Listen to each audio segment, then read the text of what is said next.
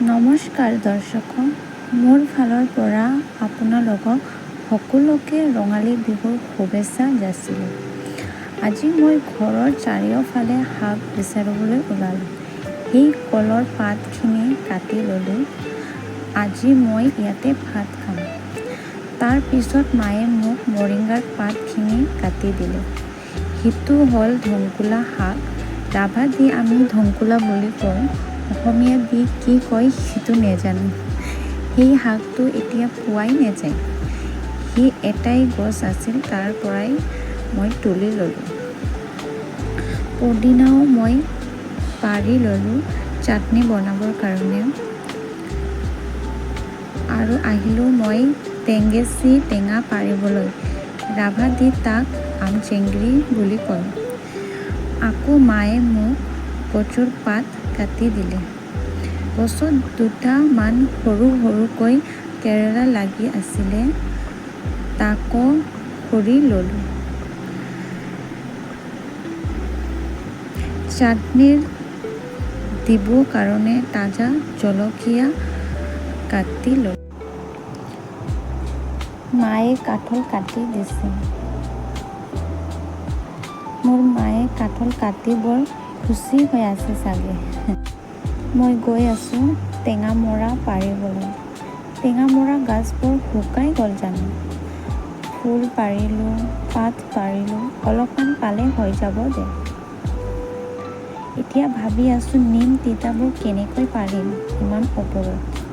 মোৰ ভাইটিক মাতি আনি তাক উঠিবলৈ কৈ তাই মোক পাৰি দিলে। আৰু ভাইটিৰ লগত মই নাঙল ভাঙা তিতা পাৰিবলৈ আহিল, তাক নিশা বুলি কওঁ। ফুলখিনি কিমান ধুনীয়া লাগি আছে। এতিয়া ঘৰলৈ উভতি যাম।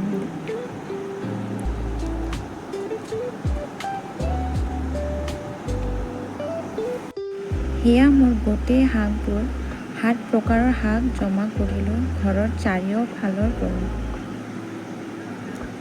মায়ে শাকবোৰ কাটি আছে, মেখাৰ ফুলখিনি ওলোৱাই লৈছে।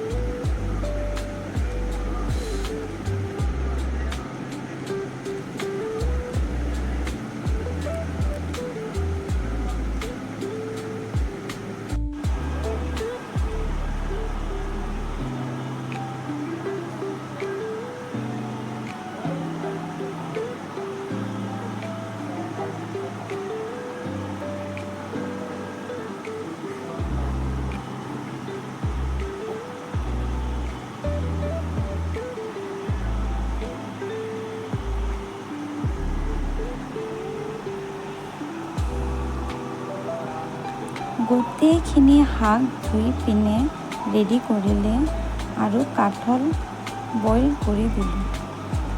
মায়ে মছলা বটি আছে। দাদা, সেয়া মোৰ আজিৰ ডিছ।